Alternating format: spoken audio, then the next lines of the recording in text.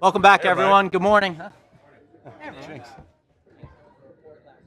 Describe your relationship with Jalen as a work in progress. I'm curious, entering your fourth year, how is your relationship with Jalen, and maybe how did last year test it? Only thing you can judge your relationships on is your personal interactions with people, not any report that comes out. And Jalen and I's relationship is good. It's again, you just can judge it based off of what your personal interactions are. And so when you hear a report like that, you don't put much stock into it because, quite frankly, not everybody sees that. So I'm so excited for him and I to get into our fourth year together. We've done some pretty special things, and I'm really excited for him. He's worked so hard at his game. I'm excited for him to be able to get back out here today and have a good practice today. And just looking forward to continuing to work with him and continue to build on the special things that we've done. With the change in your role a little bit, how has that changed your relationship with Jalen? You have to work real hard. You know what? That's a good question because I'm not in that quarterback room all the time anymore. So it's like some of those times you'd have that natural relationship because you're always in there. But what I think's been beneficial for that everybody needs that time with me, not just me being in the quarterback room, me being able to be in the defensive end room, me being able to go into the linebacker room. So naturally, when you're not just with the quarterbacks, you have to carve out a little bit more time to talk to them, that you wouldn't get when you're in there all the time. So yeah, you do that I do that for every position, and now I just have to do that a little bit more with the quarterback position because I'm not in there full time. To both of you, I guess there was a report about the coordinators and how you involved in the hiring. Nick, you talked about it. Could you guys kind of clarify that process? I can do it. I feel included a little bit in this. Is this work? Is this like the does draft. this work? Yeah, no, that's exactly what I was thinking. I don't think this works. I think through our process of looking at our first round pick, I feel like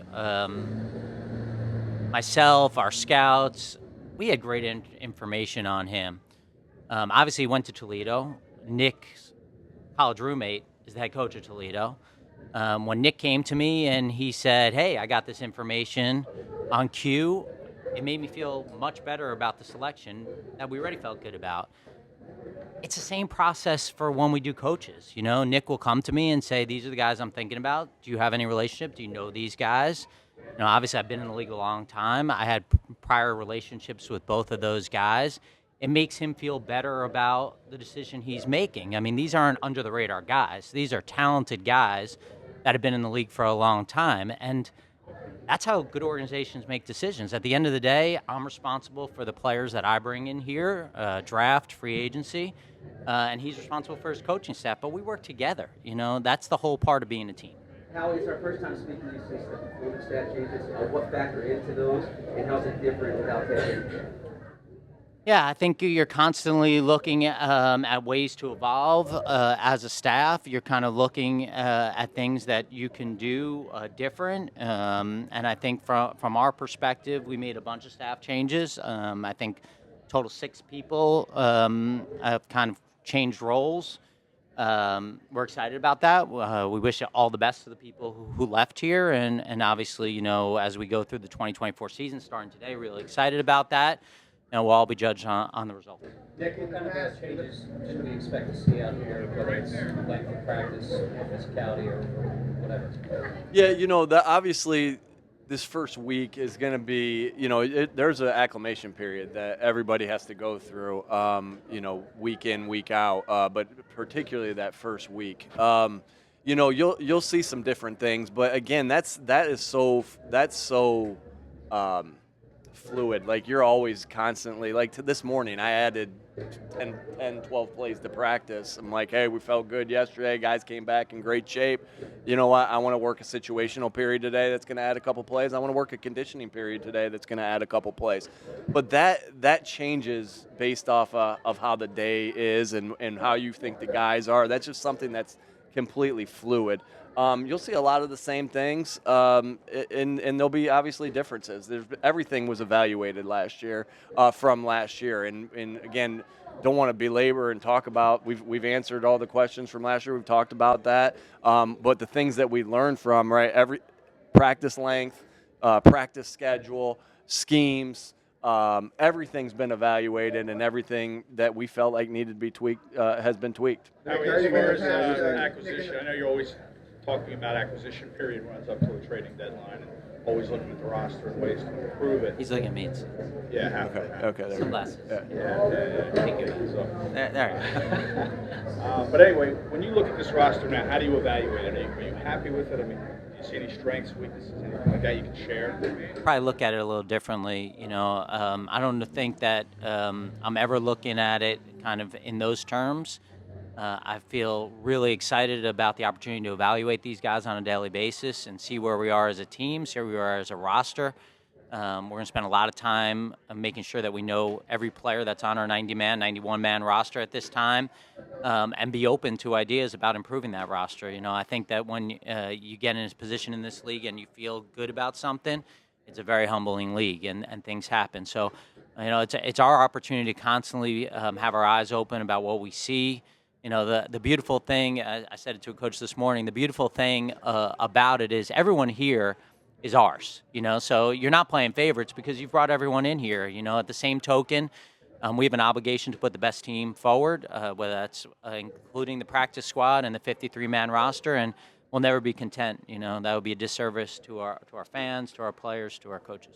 Nick, how are you mad at past Jalen Hurts expressed dismay in the fact that he's had to change coordinators, offensive schemes on a yearly basis.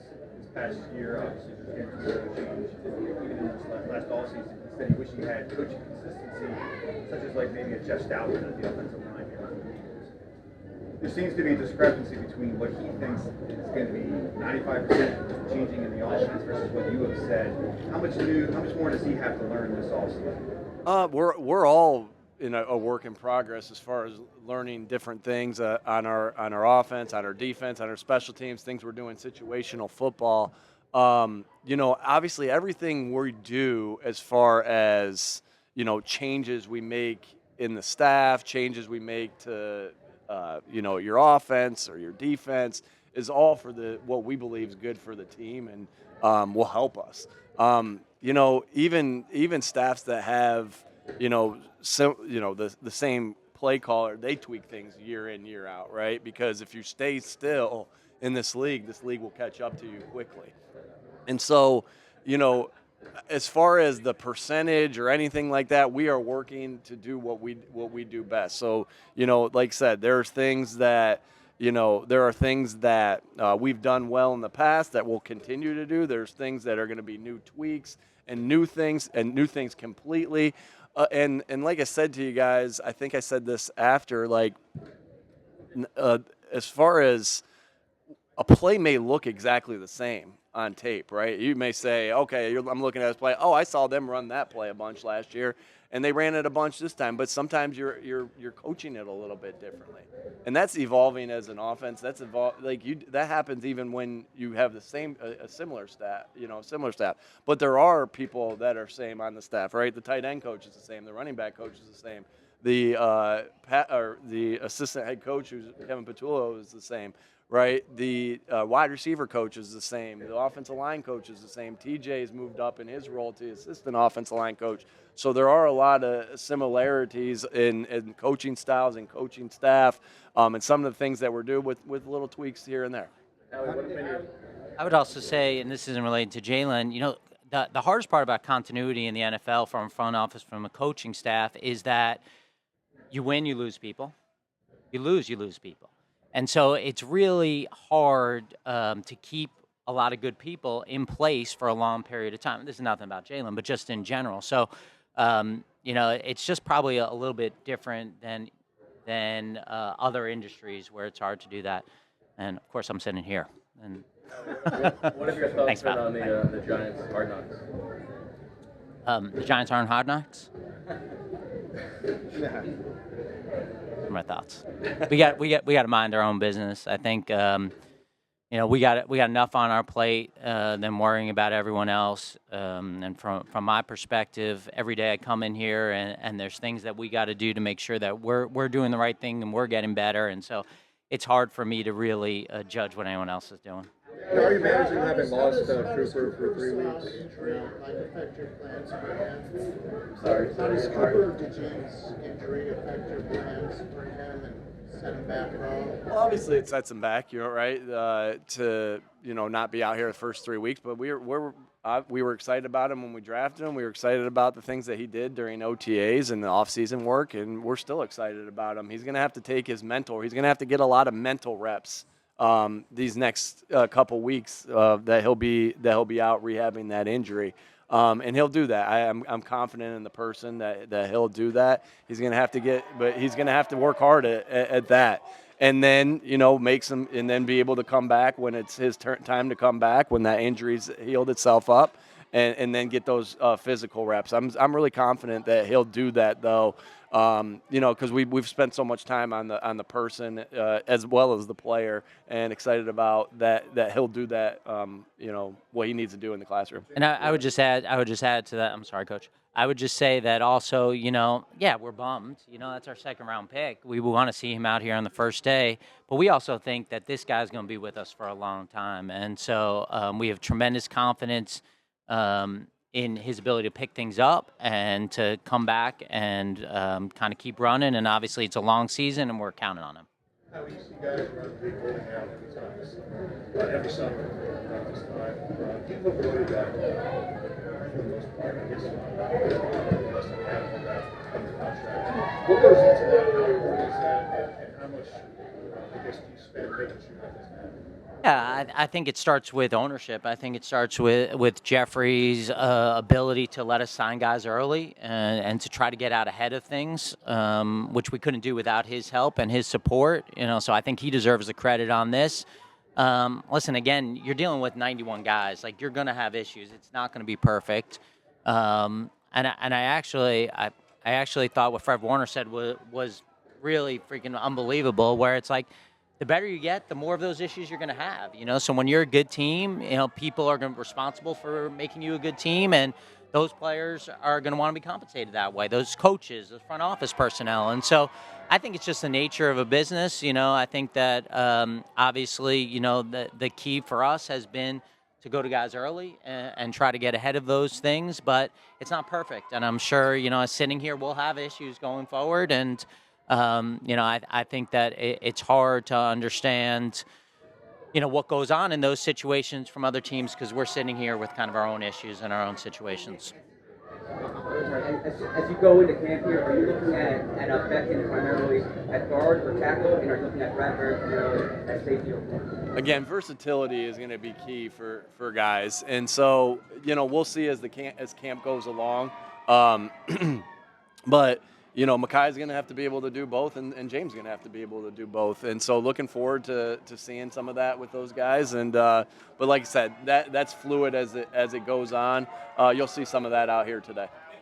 As you turn over at the receiver position, how do you feel about that third spot? Yeah, really excited to get out here and see the candidates that we have. We brought in guys that we think have talent and the ability to contribute for us, but to sit here and say like that's not something we're going to be watching every day and seeing who step up and how the chemistry is with Jalen. It's important, and I think that you look at it throughout the league. That position's an important position. We brought in guys in free agency. We drafted a couple of guys, and I think it's something that we're going to be watching, among other things, daily and see who steps up. Talk about getting acclimated this first week.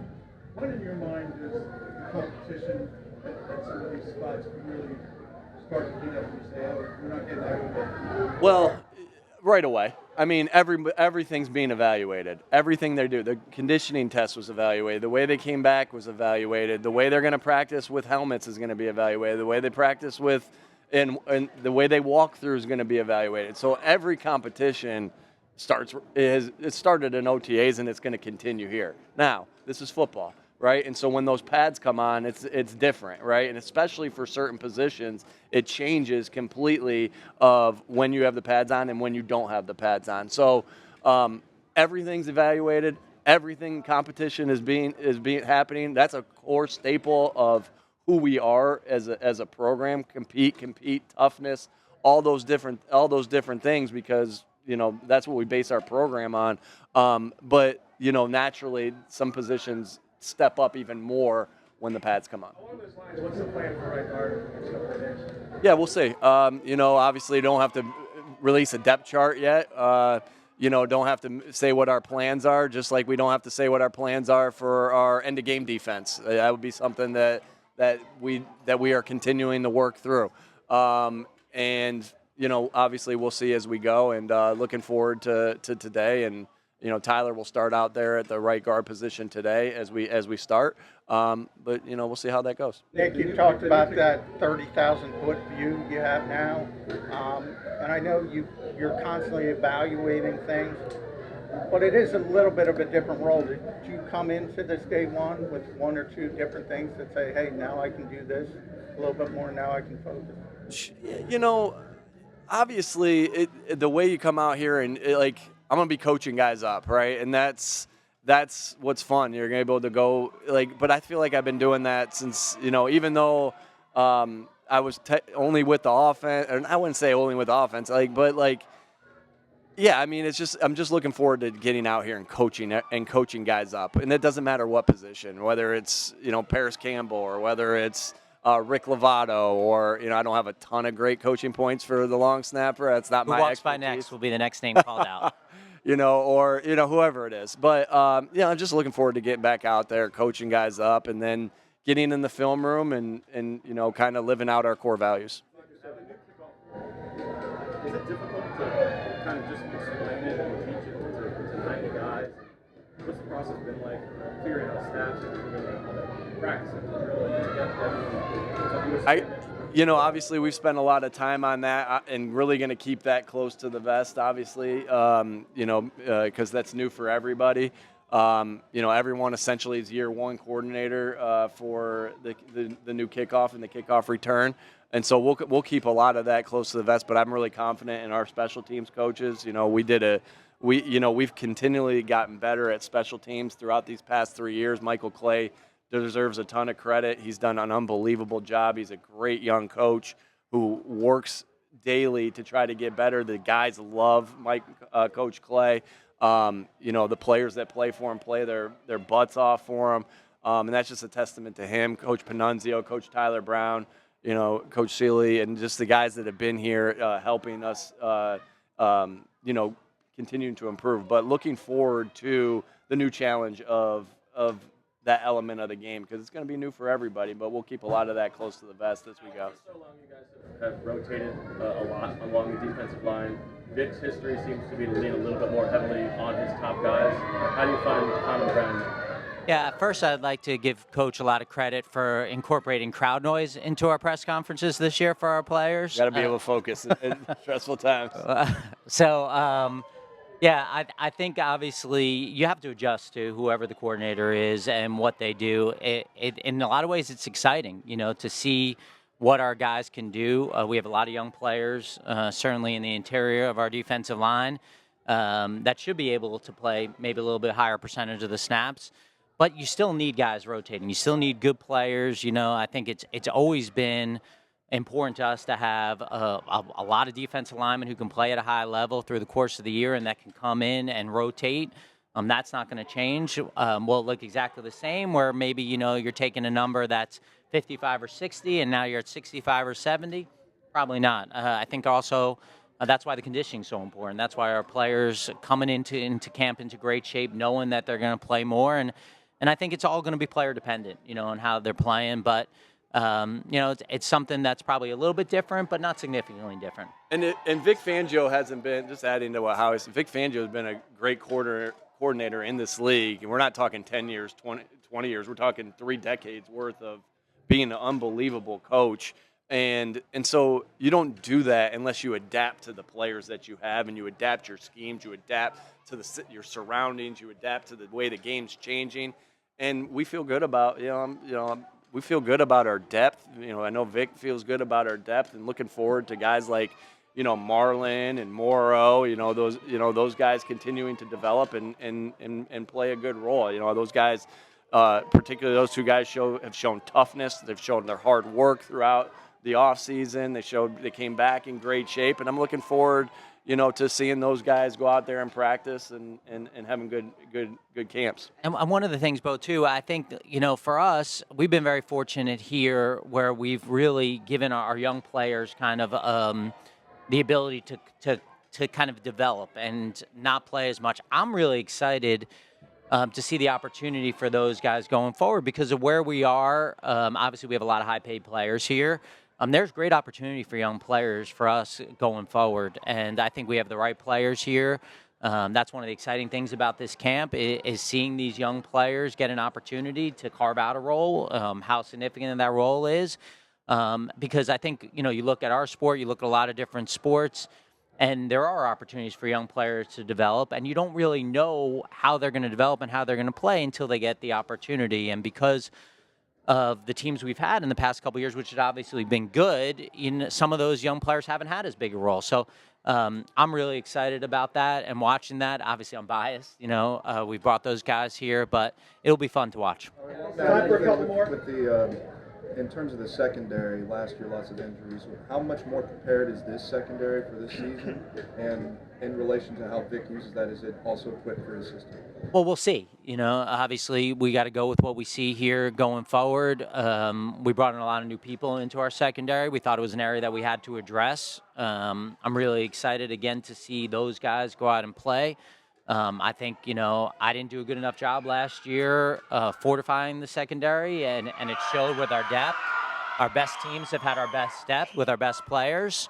And I'm ready to call plays in hostile environments after this press conference. This time last year, you reviewed Kobe as the top linebacker. Where is he now going into the season, both from an organizational perspective and health-wise? That's going to be something that's a great that's going to be a great competition to play out. I believe we added some great guys in free agency and the draft. I'm really excited. I mean, you look at some of the things, and we'll never say, hey, these are the positions we're excited about the battles at. But sometimes Howie and I talk about it, like, man, I can't wait to see that linebacker position. We feel really good about the guys that have been added and the guys that were back from last year, and just so excited to see how that goes. Now, Nakobe came back in great shape, worked his butt off. He said to me yesterday, "Man, are we putting the pads on tomorrow?" When I walked past him, I know he's ready. I know he's ready mentally. I know he's ready physically. I'm excited to see him, and I'm excited to see that position. I think I broke that rule talking about a couple positions I'm excited about, right? I think for us, we have tremendous confidence in Nakobe. That's why we drafted him. That doesn't change. And sometimes it's because of how much you liked him throughout the process and bringing him here. So we're really excited about him. He's got the right mentality. There's no question in my mind what his contributions were to one of the best defenses in the history of college football. I know that just from watching the tape. I know that from talking to the coaches. And then the opportunity is there. The opportunities at that position, I think, we're excited to see what that brings. Obviously, it's a position that in Philadelphia we understand comes under a little bit more of the microscope, and that's probably warranted. The last one, Tim. Jalen, what are the key things that you're looking forward to see him in his development as a leader as he enters year 5? Yeah, I've been fortunate to be with Jalen now coming on my 4th year. I think he's got tremendous energy, tremendous work ethic. Just like all of us, everything that he feels like he can continue to work on, he will do. This is a guy that obviously has brought us tremendous success since he's been our starting quarterback, has played at a tremendously high level. I have tremendous confidence in him that whatever he has to do to continue being an MVP candidate, he will do. All right. Thanks, folks.